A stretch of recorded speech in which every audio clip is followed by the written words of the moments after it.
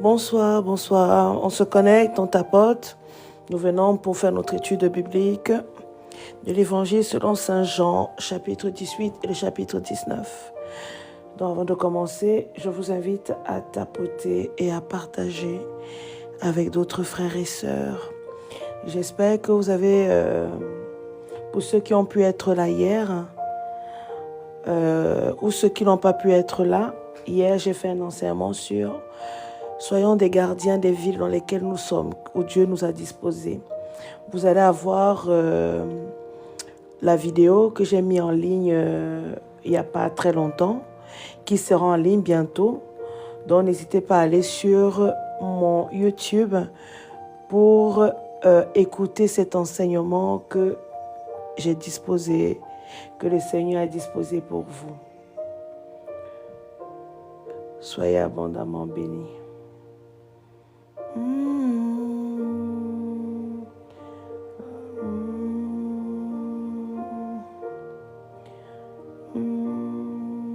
Non, c'est pas possible.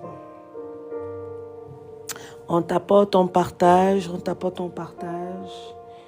Oh là là, c'est quoi ça? Nom de Jésus.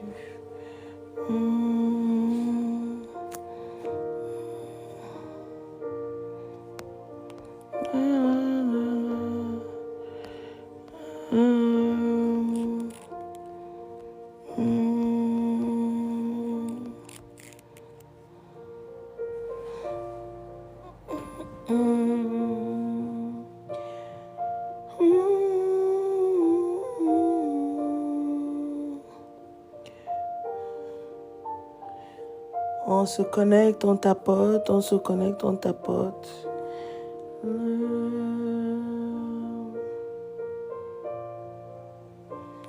On se connecte et on tapote, on partage.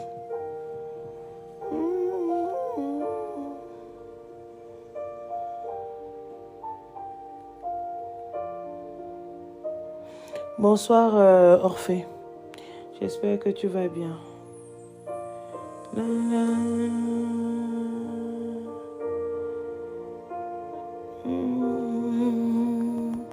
Merci du partage Orphée, merci beaucoup.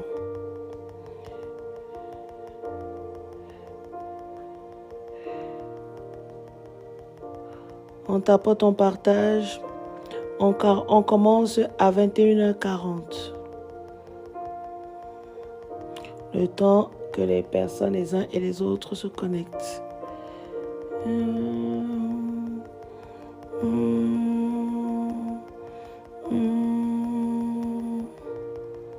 J'espère aujourd'hui que, je crois Dieu que le Seigneur va sécuriser ce live parce que le mercredi dernier, j'étais tellement persécutée que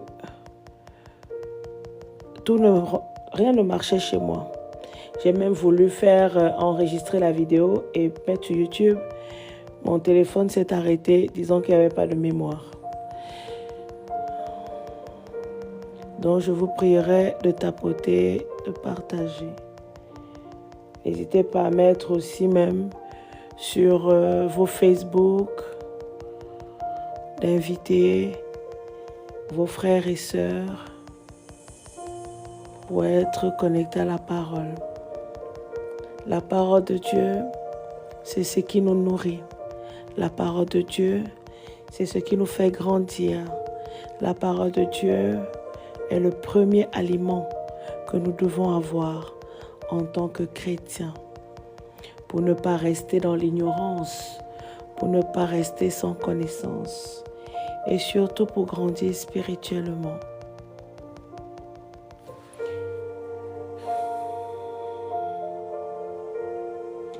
Donc, mon frère, ma soeur, on se connecte, on tapote et on partage.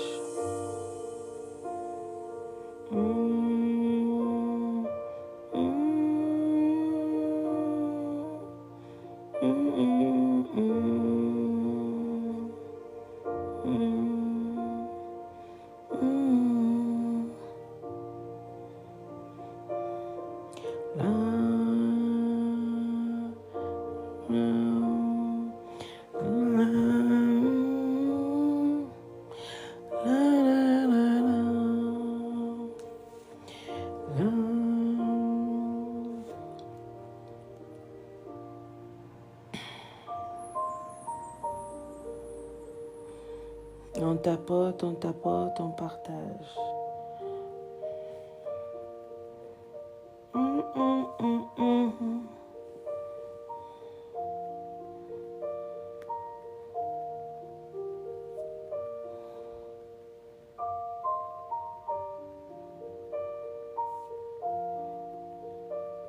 Likez, partagez.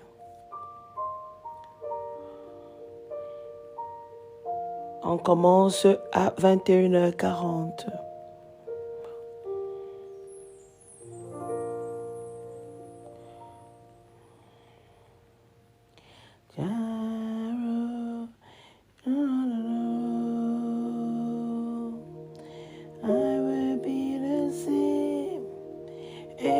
Sacrifice.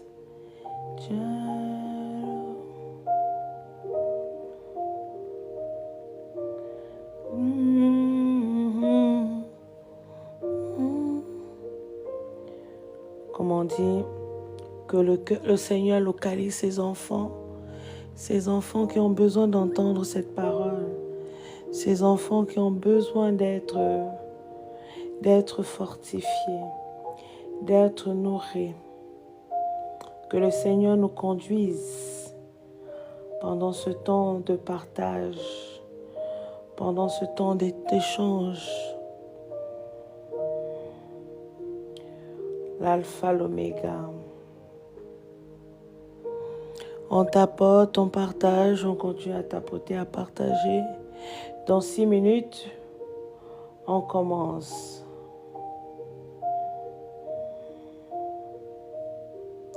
Je vous invite à aller lire dans vos temps perdus, pour ceux qui m'écoutent, allez lire Romains, je crois que c'est Romains 12. Allez lire Romains 12.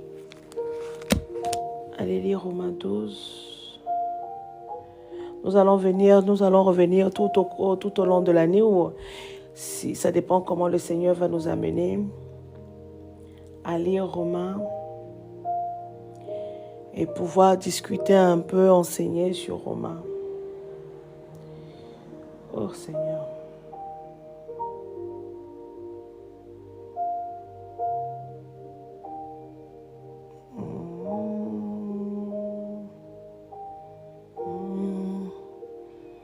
Tapotez, partagez, mes frères, mes sœurs. Oh, c'est quoi mon téléphone là qui bug aujourd'hui? Tapotez, partagez, mes frères, mes sœurs.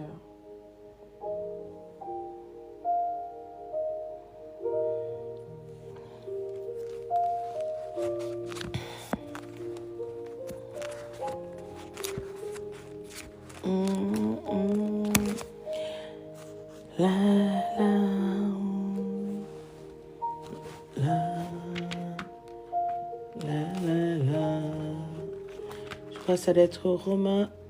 Je cherche ça. Et je vais vous confirmer. Voilà, c'est Romains 12. Je vous invite à aller lire Romains 12. Je vous invite à lire Romains, tout le chapitre de Romains 12. Je vous invite à le lire et à comprendre ce que c'est que la vie chrétienne. À comprendre réellement ce que c'est que la vie chrétienne. Dans 4 minutes, nous allons commencer. Dans 4 minutes, nous allons commencer. Nous allons demander au Seigneur de nous guider, que le Seigneur soit présent pendant ce temps, qu'il fasse taire ma chair afin que ce soit lui et lui seul qui demeure en moi, qui parle à travers ma bouche, qui me conduise pendant ce temps d'étude. Que toute manœuvre diabolique, satanique, sorcellerie dirigée contre moi ou contre vous soit nulle et sans effet. Par le puissant nom de Jésus de Nazareth. Amen. Avant de commencer, quelqu'un aurait-il une question? Quelqu'un aurait-il une question par rapport à mes frères, mes sœurs qui m'écoutez? Vous qui avez pris l'habitude de m'écouter ou ceux qui sont ces nouvelles personnes qui venaient de me découvrir. Il faut savoir que quand on marche avec Jésus, avec notre Dieu, quand c'est Papa qui guide notre vie, rien ne sert de courir. Rien ne sert de courir. Toute chose arrive à son temps. Toute chose arrive à son temps. Si en ce moment tu es à la recherche de travail, si en ce moment tu es à la recherche d'un amoureux, d'une amoureuse, si en ce moment tu recherches, je ne sais pas quoi, des choses de ce monde, laisse Papa s'en occuper. Décharge-toi auprès de Papa. La chose que tu devrais faire en attendant que Papa te bénisse, c'est de chercher sa face, c'est de chercher comment l'aimer, c'est de chercher comment marcher, l'autre dans l'obéissance de sa parole. C'est de chercher comment lui plaire. Parce qu'il dit dans sa parole, « Fais de moi ton délice et je répondrai au désir de ton cœur. » Fais de l'Éternel ton délice, il répondra au désir de ton cœur.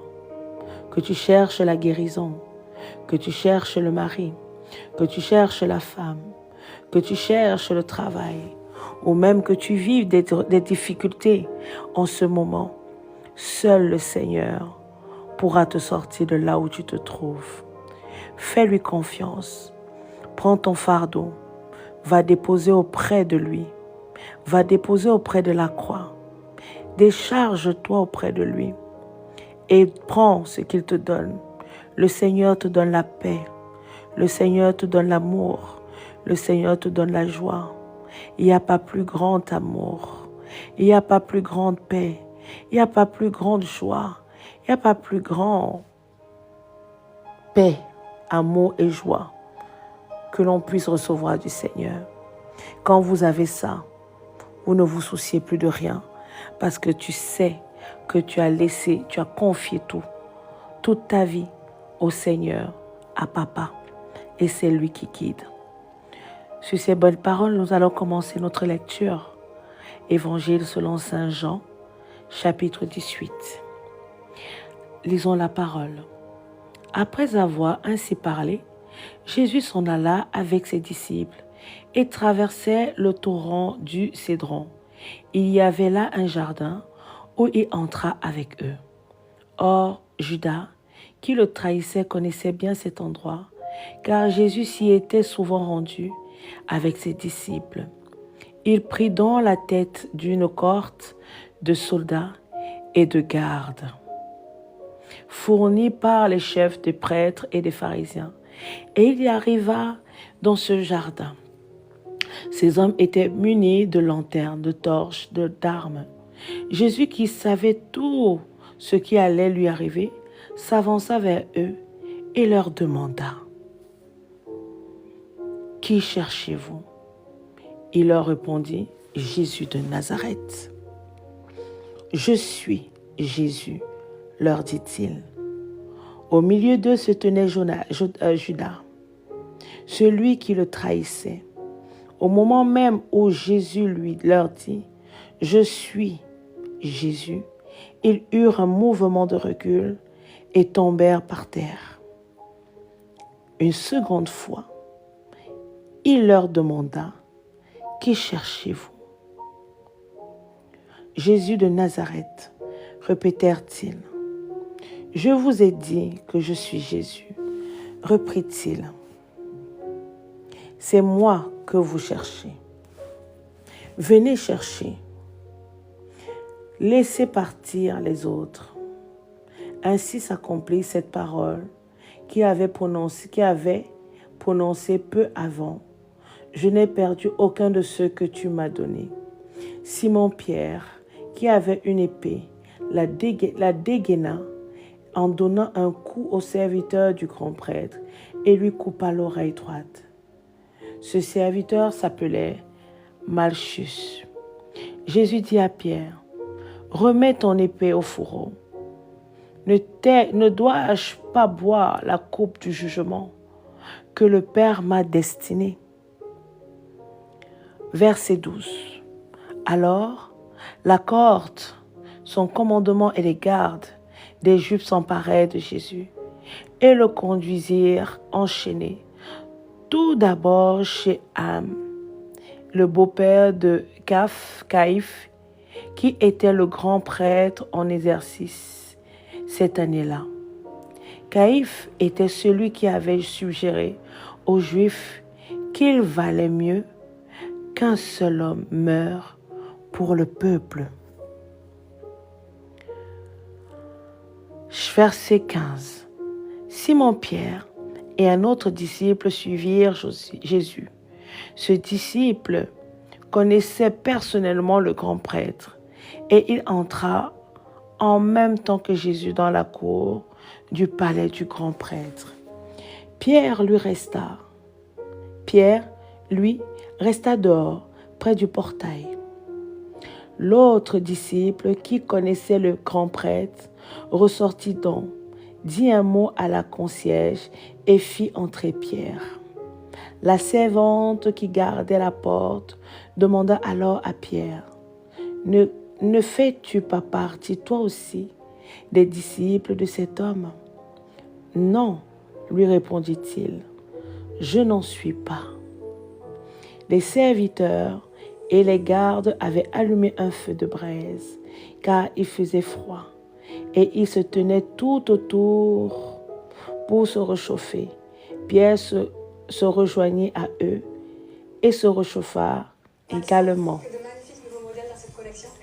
Nous allons nous arrêter d'abord au verset 18 pour comprendre. Vous savez, Judas a joué un rôle très important dans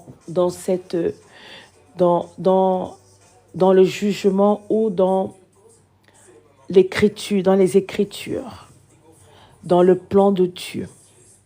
Je viens te dire ici une chose. Nous avons tous des Judas dans nos vies.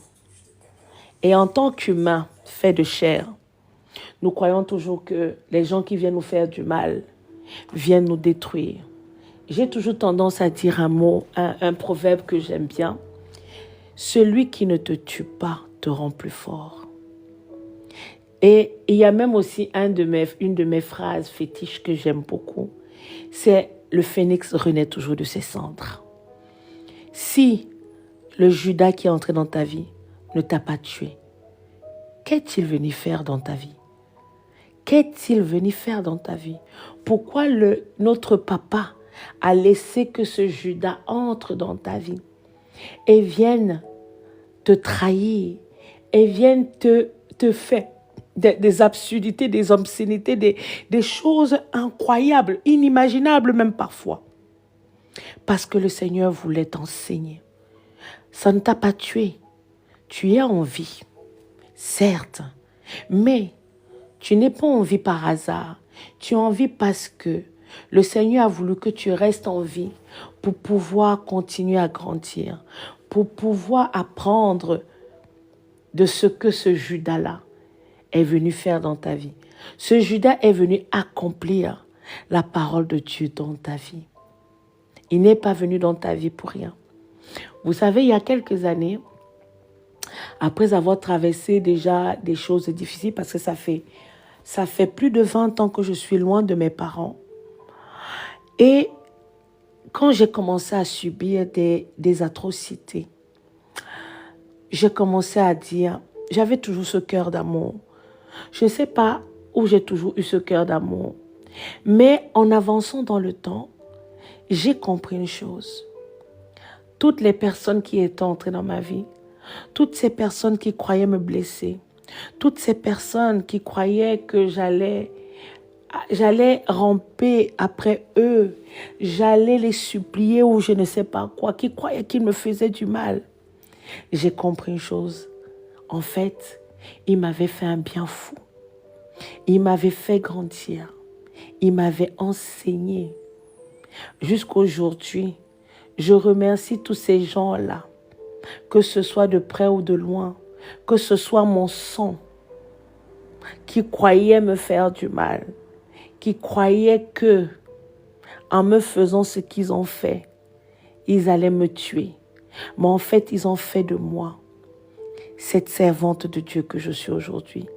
Parce que grâce à eux, ils m'ont poussé à comprendre qui j'étais.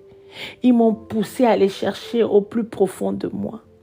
Ils m'ont poussé à me questionner au quotidien.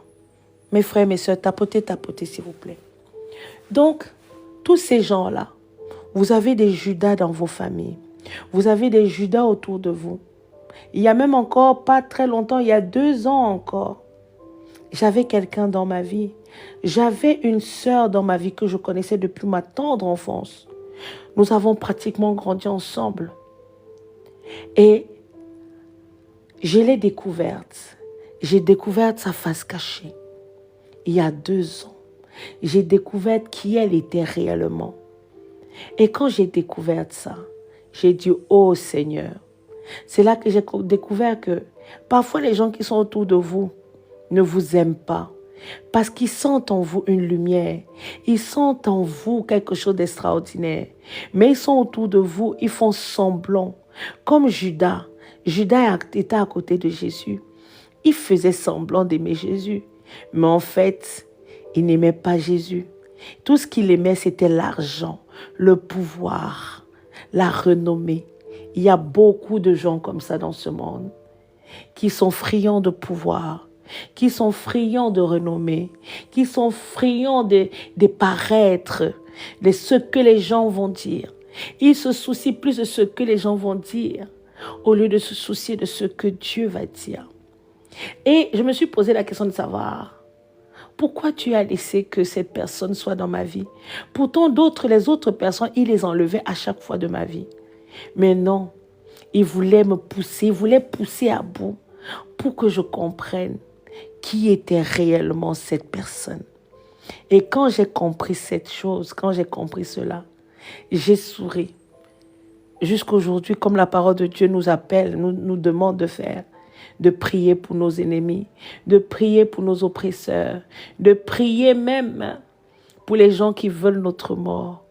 Parce qu'en priant pour eux, en priant pour vos Judas, en fait, vous priez aussi indirectement pour vous. Vous demandez au Seigneur de juger, comment dire, vous demandez au Seigneur de vous témoigner. Vous demandez au Seigneur de vous témoigner dans la vie de ces personnes qui vous ont toujours voulu tant de mal. Donc, peu importe les Judas qu'il y a dans ta vie, ne dis pas que « Oh, je suis malheureuse ». Ne sois pas malheureuse, relève-toi parce que tu as cette grâce d'accomplir la parole de Dieu. À travers ces Judas, l'écriture de ta vie s'accomplit. Ce que le Seigneur avait prévu dans ta vie s'accomplit. Tu n'es pas mort, tu n'es pas blessé, tu en vis. C'est le plus important. C'est dessus que tu dois t'accrocher.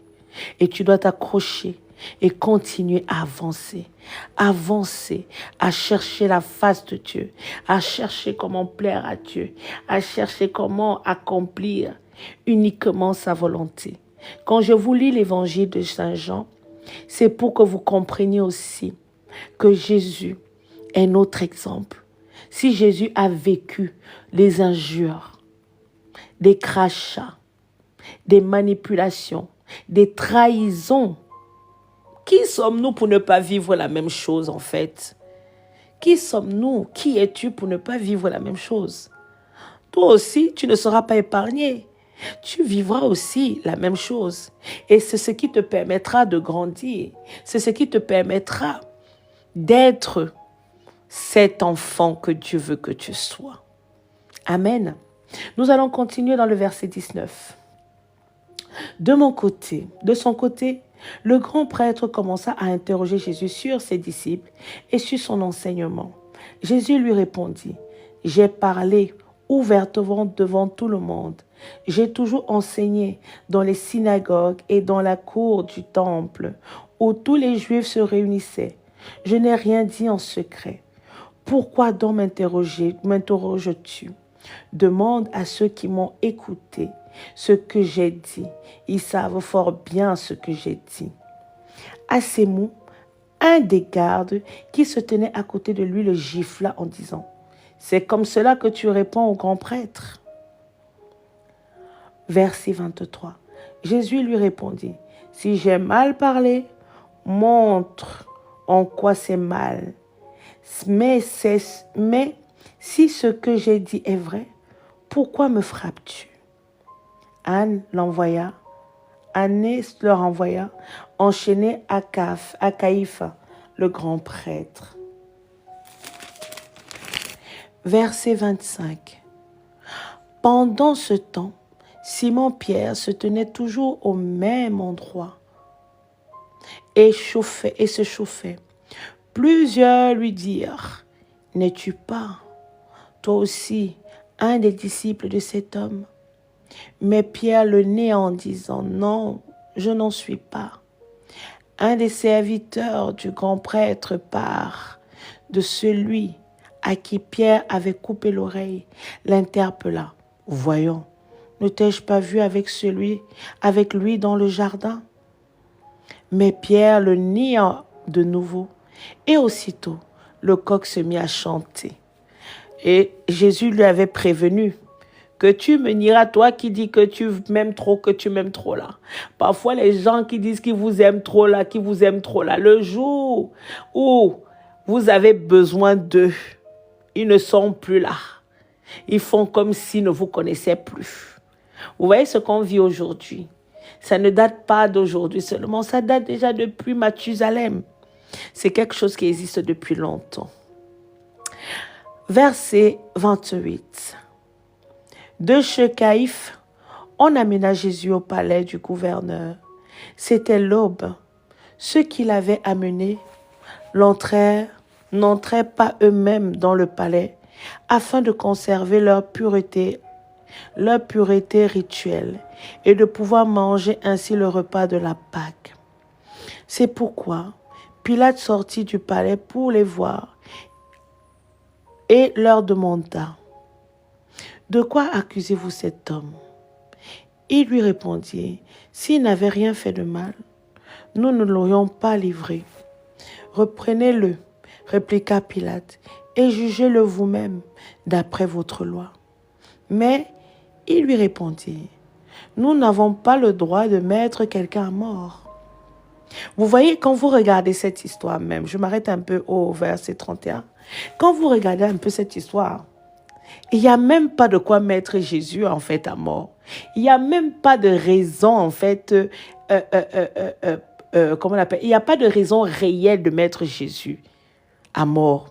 C'est tout simplement parce que c'était écrit. Il fallait que ce soit fait ainsi. Dieu touchait comme Dieu. Quand vous lisez la Genèse avec le Pharaon, comment le Pharaon a eu du mal à laisser le peuple israélite sortir. C'est Dieu qui durcissait le cœur du Pharaon pour pouvoir montrer au peuple israélite que c'est lui qui avait le dessus sur toute chose. Et c'est la même chose qui se passe aussi avec Jésus. Il va à tel endroit, on dit que moi je ne peux pas le juger. Allez à tel endroit. Il va à tel endroit, on dit que non, moi je ne peux pas. Moi je ne peux pas le mettre à mort. Je m'en lave les mains, ainsi de suite. Parce que il savait pleinement qu'il n'avait rien.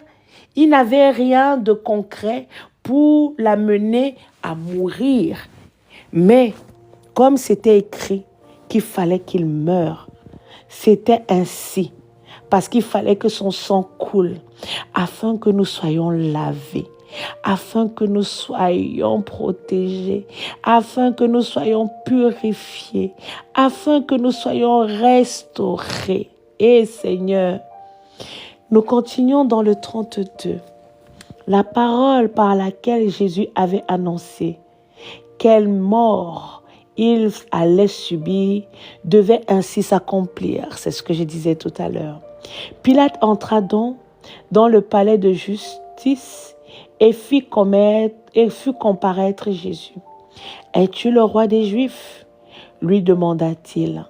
« Dis-tu cela de toi-même en d'autres ou d'autres t'ont-ils dit cela à mon sujet ?» répondit Jésus. « Est-ce que je suis juif, moi ?» répliqua Pilate. « Ce sont ceux de ton peuple et les chefs des prêtres qui t'ont livré à moi. Qu'as-tu fait ?» Jésus lui répondit, « Mon royaume n'est pas de ce monde. Si mon royaume était de ce monde, mes serviteurs se seraient battus pour que je ne tombe pas aux mains des Juifs. Non, réellement, mon royaume n'est pas d'ici. Es-tu donc roi? Reprit Pilate. Si je suis né et si je suis venu dans ce monde, c'est pour rendre témoignage à la vérité. Celui qui appartient à la vérité, écoute ce que je dis. Qu'est-ce que la vérité? Lui répondit Pilate. Là-dessus, il alla de nouveau trouver les Juifs et leur dit, en ce qui me concerne, je ne trouve chez cet homme aucune raison de le condamner. Il est d'usage que je vous relâche un prisonnier à l'occasion de la fête de la Pâque. Vous voulez donc que je vous relâche le roi des Juifs?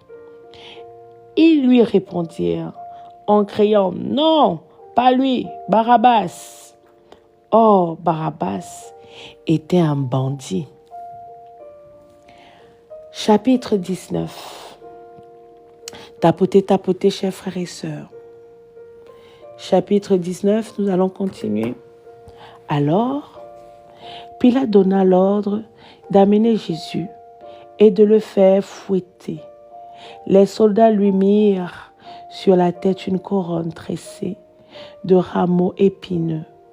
Ils l'affabulèrent d'un manteau de couleur pourpre et s'avança au-devant de lui. Il s'écria, « Salut, roi des Juifs !» Et il lui donna des gifles. Pilate sortit de nouveau du palais et dit aux Juifs, « Voilà, je vous le fais amener ici dehors, pour que vous sachiez que je ne trouve en lui aucune raison de le condamner. » Jésus parut donc dehors, portant la couronne d'épines et le manteau de couleur pourpre. Pilate leur dit, « Voici l'homme. » En le voyant, les chefs des prêtres et les gardes se mirent à crier, « Crucifiez-le, crucifiez-le. » Vous n'avez qu'à le prendre, leur lança Pilate. Et le crucifiez vous-même. Moi, je ne trouve aucune raison de le condamner. Les Juifs répliquèrent, « Nous avons une loi, et d'après cette loi, il doit mourir, car il a prétendu être le Fils de Dieu. » Ces propos effrayèrent vivement Pilate. Il rentra au palais de justice et demanda à Jésus, « D'où viens-tu » Mais Jésus ne lui donna aucune réponse. Alors Pilate lui dit, « Comment? C'est à moi que tu refuses de parler. Tu ne sais donc pas que j'ai le pouvoir de te relâcher et celui de te crucifier. » Jésus lui répondit, « Tu n'auras aucun pouvoir sur moi, s'il ne t'avait été donné d'en haut. Voilà pourquoi celui qui me livre entre tes mains est plus coupable que toi. » À partir de ce moment, Pilate cherchait à le relâcher, mais les Juifs redoublèrent leurs cris. « Si tu relâches cet homme, tu n'es pas l'ami de César. Si quelqu'un se fait roi, il s'oppose à César. » Quand il eut entendu ces mots, Pilate fit amener Jésus dehors et s'assit à son tribunal, au lieu appelé la place pavée, en hébreu, Gabbatha. C'était le vendredi de la semaine des fêtes pascales, vers midi. Pilate dit aux Juifs, « Voici votre roi. » Mais ils se mirent à crier, « À mort, crucifiez-le. » Oh là là. « C'est votre roi. Est-ce que je dois le crucifier? » répondit Pilate. Les chefs des prêtres répliquèrent, « Nous n'avons pas d'autre roi que César. » Alors Pilate le livra pour qu'il soit crucifié. Verset 17. Ils s'emparèrent donc de Jésus.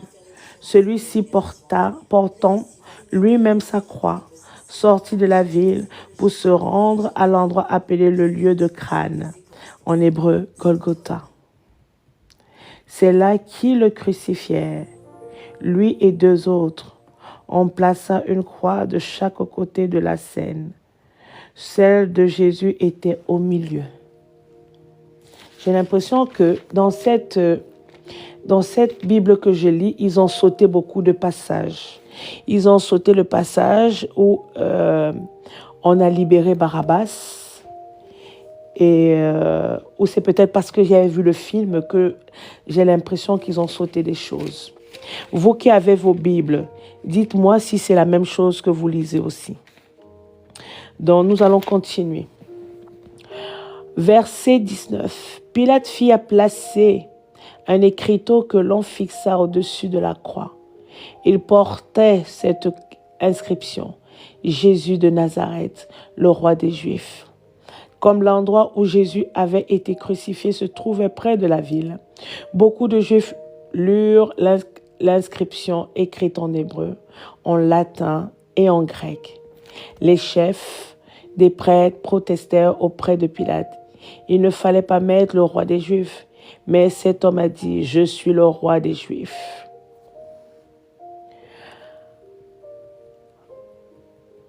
Cet homme a dit: je suis le roi des Juifs. Verset 22. Pilate répliqua: ce que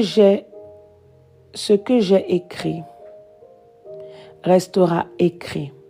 Lorsque les soldats eurent crucifié Jésus, il prit ses vêtements et en fit 4 parts, une pour chacun d'eux. Restait la tunique qui était sans couture, tissée toute d'une seule pièce de haut en bas. Les soldats se dirent: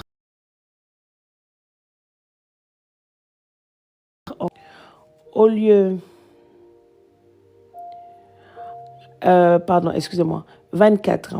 Les soldats se dirent entre eux: au lieu de la déchirer, tirons au sort pour savoir qui l'aura. C'est ainsi que s'accomplit cette prophétie de l'Écriture. Ils se sont partagés mes habits et ils ont tiré au sort ma tunique. C'est exactement ce que firent les soldats. Près de la croix de Jésus se tenait sa mère, la sœur de sa mère, Marie, femme de Clopas, et Marie de Magdala. En voyant sa mère et à côté d'elle le disciple qu'il aimait, Jésus dit à sa mère: voici ton fils.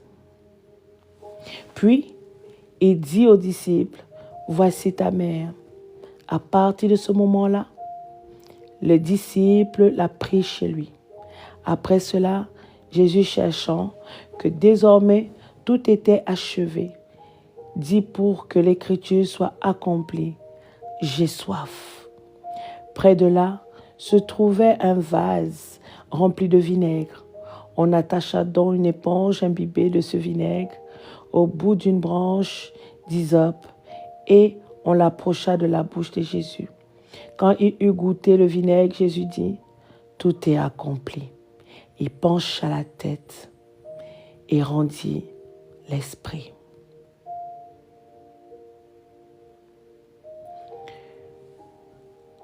Comme on était à la veille du sabbat, et de plus d'un sabbat particulièrement solennel, les Juifs voulaient éviter que les cadavres restent en croix durant la fête. Ils allaient trouver Pilate pour lui demander de faire briser les jambes des supplices et de faire enlever les corps. Les soldats vinrent donc et brisaient les jambes au premier des criminels crucifiés, avec Jésus puis et l'autre. Quand ils arrivaient à Jésus, ils constatèrent qu'il était déjà mort et ils ne lui brisaient pas les jambes.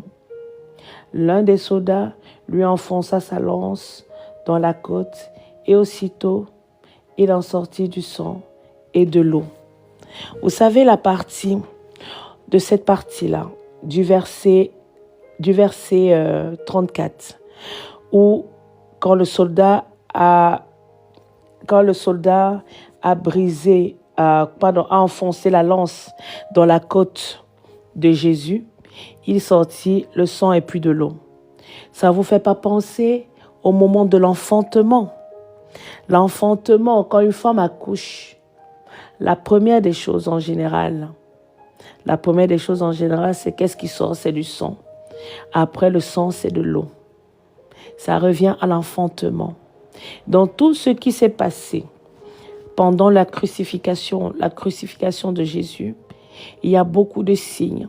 Il y a beaucoup de signes qui nous parlent. Il y a beaucoup, comme on dit, le Seigneur, tant qu'il n'avait pas partagé le linceul, tant qu'il y avait des choses qui étaient écrites.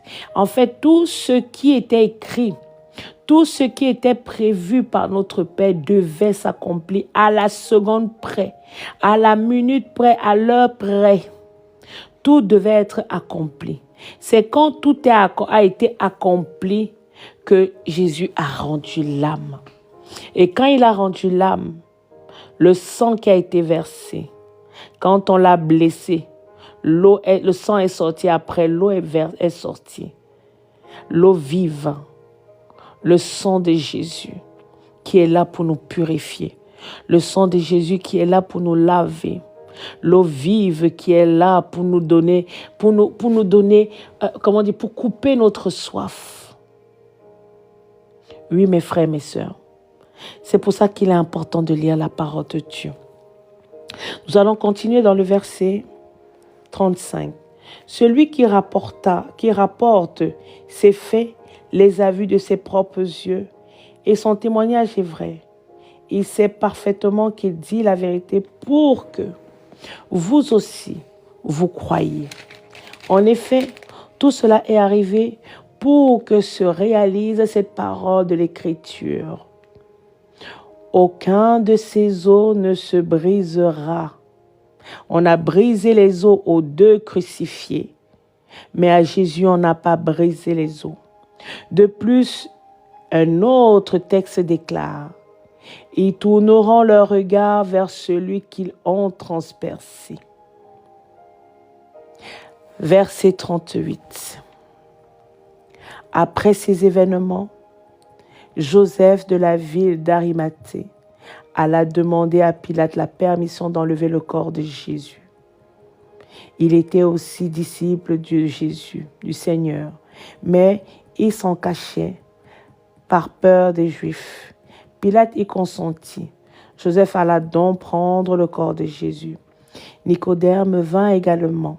C'était lui qui auparavant était allé trouver Jésus de nuit. Il apporta environ 30 kilogrammes d'un mélange de myrrhe et d'aloès. Tous deux prirent dans le corps de Jésus et l'enveloppèrent de linge funéraire, en y mettant des aromates selon les usages funéraires des Juifs. Non loin de l'endroit où Jésus avait été crucifié, il y avait un jardin dans lequel se trouvait un tombeau neuf où personne n'avait encore été enseveli. Comme c'était pour les Juifs, le soir de la préparation du sabbat, ils déposèrent Jésus dans cette tombe parce qu'elle était toute proche. En fait, ils ne se rendent pas compte que ce n'est pas parce qu'elle était toute proche, c'est tout simplement parce qu'elle était faite pour Jésus. Ce n'est pas parce qu'elle était toute proche. Elle était faite pour notre Seigneur, parce qu'il ne fallait pas qu'il entre dans une tombe qui avait déjà été utilisée. Il fallait qu'il entre dans cette tombe afin que le troisième jour, quand les disciples viendront, qu'ils découvrent qu'il est ressuscité. Mes frères, mes sœurs, c'est la partie que je redoutais beaucoup, le plus, parce que c'est une partie que j'ai toujours regardée dans les films de Jésus quand j'étais petite. Cette partie est une partie qui m'a toujours chagrinée. J'ai toujours demandé, toujours dit. Et en relisant encore cette partie, je me dis, le Seigneur a donné sa vie pour moi. Il n'avait rien fait. Il n'avait rien fait. Tout simplement parce qu'il parlait au nom de Dieu. Et ces gens-là qui disaient qu'ils étaient les disciples de Moïse, s'ils étaient réellement les disciples de Moïse, s'ils avaient compris la parole, s'ils avaient compris le message de Moïse, ils auraient su que c'était Jésus. Mais de l'autre côté, quand on lit la parole, on sait aussi que le Seigneur sait qui étaient ses enfants, qui étaient ses brebis. Ce sont ces brebis qui l'ont reconnu. Tout le reste, c'était fait exprès. Les prêtres, les pharisiens, tous ces gens-là, leurs yeux étaient voilés pour qu'ils ne sachent pas que c'était l'enfant de Dieu. Le Père, il ne voulait pas qu'ils sachent. Seuls les enfants du Père savaient qui était Jésus.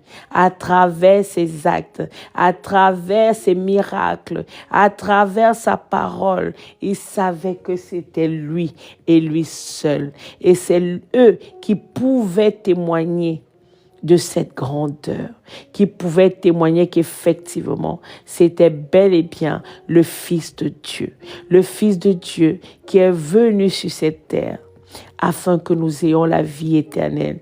Quiconque croit en lui aura la vie éternelle. Quiconque accepte Jésus comme Seigneur et Sauveur de sa vie sera sauvé. Quiconque demande à Jésus, quiconque aime Jésus, veut dire qu'il aime le Père. Parce que tu ne peux pas dire que tu aimes le Père sans aimer son Fils. Ce n'est pas possible. Ça revient à quoi quand vous êtes dans une relation? Vous ne pouvez pas dire que vous aimez la mère et vous n'aimez pas les enfants. Vous ne pouvez pas dire que vous aimez le père, le monsieur de quelqu'un et vous n'aimez pas ses enfants. Ce n'est pas possible. Vous êtes obligé d'aimer d'abord ses enfants avant d'aimer la mère ou d'aimer le père. Vous êtes obligé. C'est le seul moyen. C'est le seul moyen. Donc c'est la même chose. Toute personne, pour toute forme de demande, tout ce que vous demanderez à son nom, au nom de Jésus. C'est pour ça que dans toutes nos prières, tout ce que nous demandons toujours au nom de Jésus. Nous nous adressons au Père, mais nous adressons avec le nom de Jésus. Nous demandons au nom de Jésus la protection. Nous demandons au nom de Jésus la guérison. Nous demandons au nom de Jésus le travail. Nous demandons au nom de Jésus le mari ou la femme. Nous demandons au nom de Jésus même que papa nous apprenne à l'aimer, à faire de lui notre délice. Nous demandons au nom de Jésus même. Nous demandons plein de choses. La protection, la guérison, l'amour, la paix, la joie. Nous demandons tout cela au nom de Jésus. Seul le nom de Jésus est au-dessus de toutes choses. Seul le nom de Jésus est capable de chasser les démons, de chasser les vampires, de chasser les oppresseurs de ta vie. Seul le nom de Jésus est là pour ça. Avez-vous des questions? Avez-vous des questions? Nous allons continuer notre étude dimanche soir. Nous allons lire le chapitre 20 et le chapitre 20. Le chapitre 20, chapitre 21. Et ça finit au chapitre 21 même d'ailleurs. Ce sont les deux derniers chapitres que nous allons lire dimanche. Après, je verrai comment le Seigneur me conduit pour la prochaine épître. Mais je sais que la prochaine épître, ça sera à Romains. Je le sens au fond de moi, mais je veux la confirmation. Je veux que le Seigneur me le confirme. Je veux que le Seigneur me le confirme. Donc, nous allons terminer notre évangile de Saint Jean, le chapitre 20, le 21 dimanche. Avez-vous des questions, frères et sœurs? Avez-vous des questions?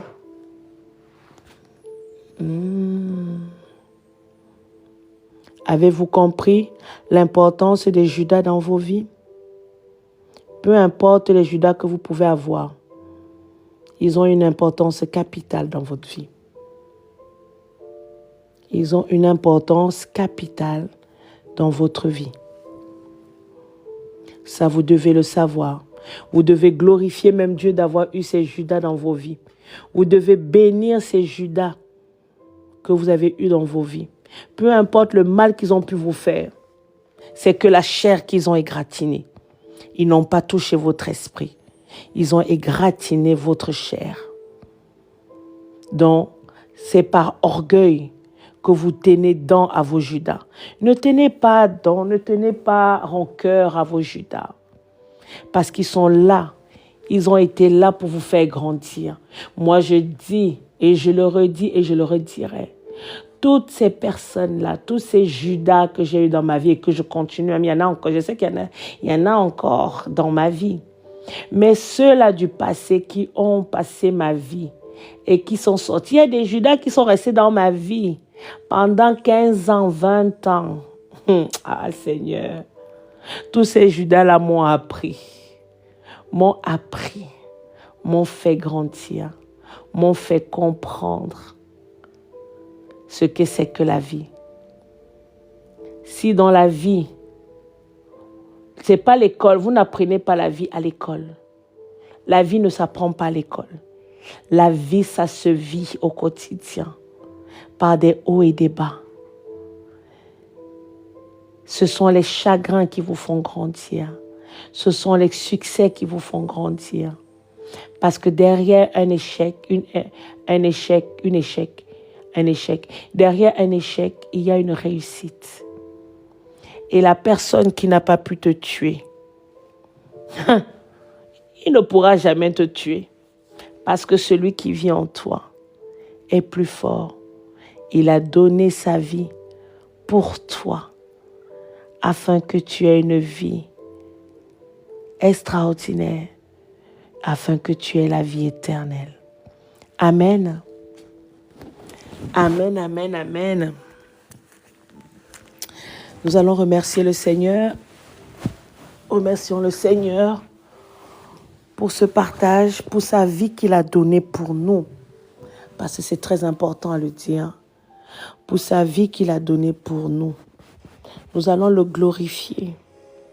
Parce qu'à travers le chapitre 19 là qu'on a lu, le dernier que nous avons lu, où il a donné sa vie pour nous, malgré les douleurs, malgré les persécutions, malgré les insultes, malgré les trahisons, il a tenu bon. Il aurait pu dire non, là, c'est bon. Mon Dieu, moi, je ne peux pas. Moi, je ne peux pas supporter ça.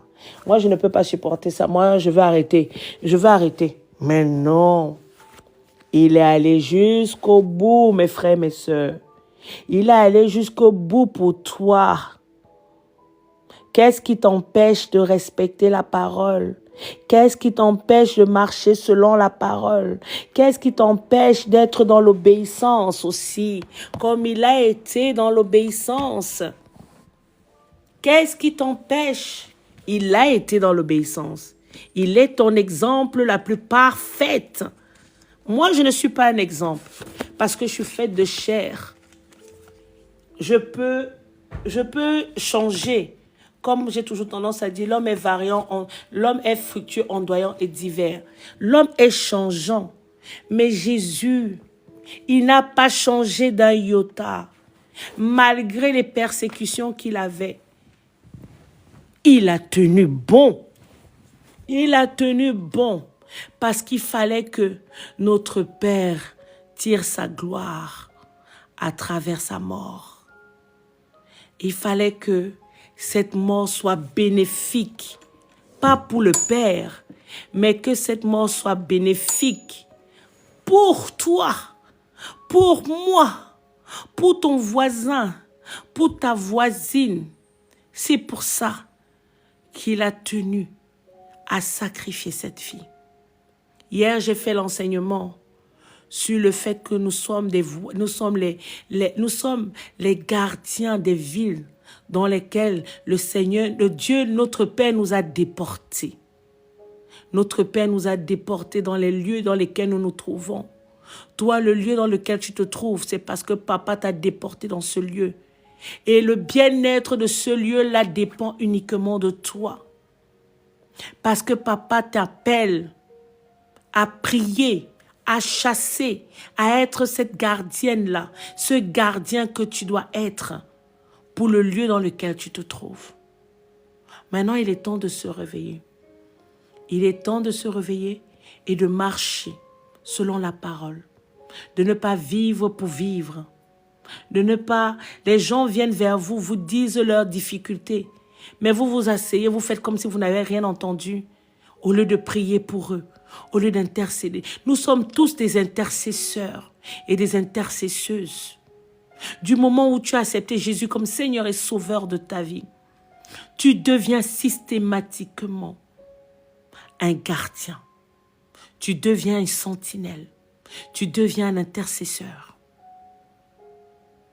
Ce n'est pas parce que je suis servante de Dieu que je suis la seule, non. J'ai toujours tendance à dire à mes brebis, nous sommes tous des soldats de l'Éternel.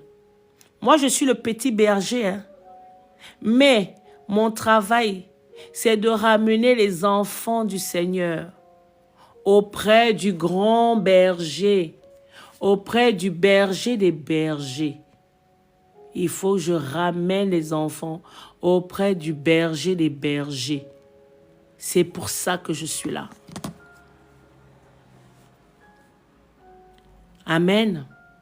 Donc remercions le Seigneur pour sa mort, d'avoir donné sa mort, d'avoir sacrifié sa vie pour nous, afin que nous soyons, afin que nous ayons la vie éternelle. Prions le Seigneur. Éternel des armées, le roi des rois, le Messie des messies. Je viens une fois de plus, papa, te dire merci. Merci, Père éternel, mon roi. Merci, mon Seigneur. Merci, mon sauveur, papa, d'avoir donné ta vie afin que s'accomplisse la parole. Oh, merci de ton obéissance. Merci d'avoir sacrifié ta vie, papa, pour moi. Merci, Père éternel, d'avoir sacrifié, d'avoir donné ton Fils unique, afin qu'il soit crucifié. Je ne suis pas sûre que moi, je pourrais donner mon Fils pour qu'il soit crucifié en sacrifice. Mais toi, tu as pu donner ton Fils en sacrifice pour moi, Père éternel, mon roi, afin que je sois sauvé. Afin que je sois sauvé. Tu es la vérité, Seigneur. Tu es la vérité et la vie. Donne-nous la force de toujours te suivre. Donne-nous la force de toujours accepter que tu nous guides. Donne-nous la force d'être notre guide. Oh, Père éternel, merci pour ce sacrifice que tu as fait. Je te demande, papa, de tendre ta main sur chacun de tes enfants, de là où ils se trouvent, éternel des armées. Fortifie-les, papa. Ramène-les sur le droit chemin. Ramène-les sur le droit chemin, éternel des armées, afin qu'ils puissent se rendre compte, papa, du sacrifice ultime que tu as fait pour eux, de ce sacrifice extraordinaire que tu as fait pour eux. Ô éternel, tu es un exemple, Seigneur Jésus, pour nous. Tu es un exemple dans toute ta splendeur, dans l'obéissance, dans la charité, dans l'amour, dans la bonté. Tu es un exemple parfait pour nous. Donne-nous la force d'être, marcher comme tu as marché. Sois pour nous notre guide. Sois pour nous un exemple parfait, ô Seigneur. Merci. Merci, Seigneur, pour ton sacrifice. Merci, Seigneur, pour ton sacrifice. Merci, Seigneur, pour ton sacrifice. Merci pour ton amour. Merci pour ton amour. Merci pour ton amour. Merci pour ta bonté. Merci, ô Seigneur. Merci, merci d'avoir donné ta vie pour nous. Merci d'avoir donné ta vie pour moi, Seigneur. Merci, Papa. Merci, Éternel. Merci, le Seigneur des Seigneurs. Merci, le Papa des Papas. Merci, Yahweh. Ô Éternel, tu es le commencement et tu es la fin. Tu es celui-là qui nous guide en tout temps, en tout lieu, en toutes choses. Malgré que tu sois parti, tu vis toujours en chacun d'entre nous. À travers l'esprit que tu as mis en nous. À travers cet esprit qui vit en nous. C'est toi qui vis en nous. Ce n'est pas nous qui vivons dans ce corps. C'est toi, Jésus, qui vis en nous. C'est toi qui nous guides. Donne-nous la force de te laisser la totale place au Saint-Esprit. Donne-nous la force de te laisser totalement le contrôle de notre vie afin de nous amener, afin de nous conduire, afin de nous restaurer, afin de nous amener à accomplir la volonté du Père, afin de nous amener à accomplir l'écriture que Papa a établie dans nos vies.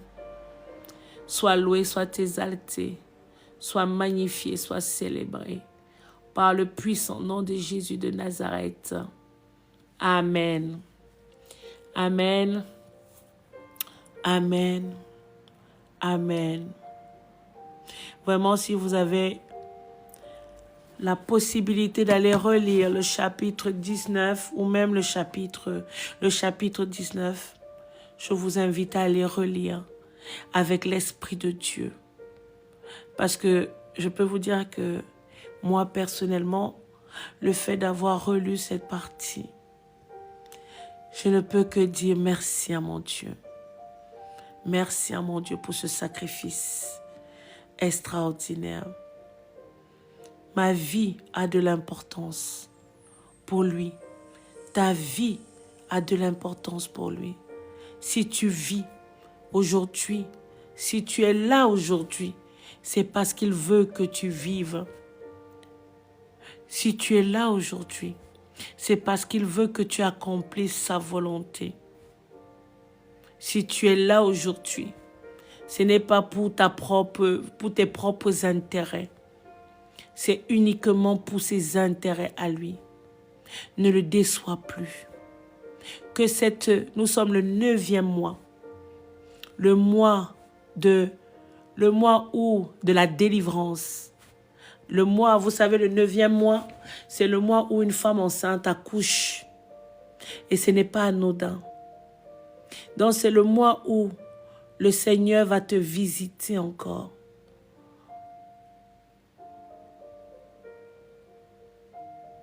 Où tu vas recevoir encore plein de choses. Garde juste la foi. Persévère. Persévère. Persévère. Amen. Avez-vous des questions? Merci Seigneur. As-tu des questions pour terminer? Pour ceux qui n'ont pas pu assister à l'enseignement d'hier, vous pouvez aller, normalement c'est déjà en ligne, vous pouvez aller sur mon YouTube. Je mettrai cela sur tous mes réseaux pour ceux qui ne sont pas encore connectés. Vous pouvez aller par exemple même sur mon Facebook, le Facebook du ministère des Rassemblements des Brebis sur Facebook, ma page Facebook. Je vais mettre le lien là-bas que vous pouvez aller cliquer, aller écouter l'enseignement. Ou je mettrai aussi le lien sur Instagram pour ceux qui sont sur Instagram. Et je mettrai aussi les liens sur LinkedIn. Donc voilà, j'espère que vous avez été bénis comme j'ai été béni ce soir. As-tu des questions? As-tu des questions? Si vous n'avez pas de questions, il suffit juste de me dire non. J'espère que tout a été assimilé.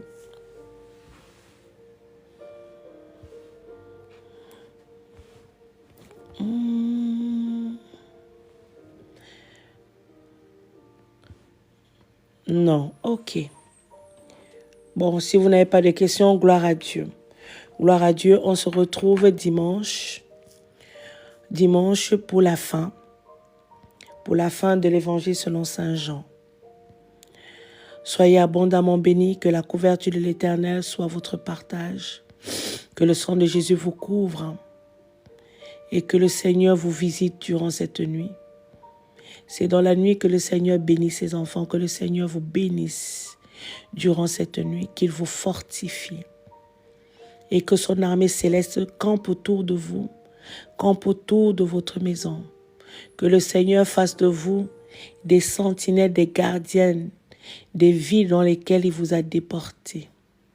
Que vous puissiez intercéder pour toutes ces personnes qui ont besoin de vous, pour que vous puissiez détruire, renverser les autorités démoniaques, sataniques, sorcériques des lieux dans lesquels vous êtes.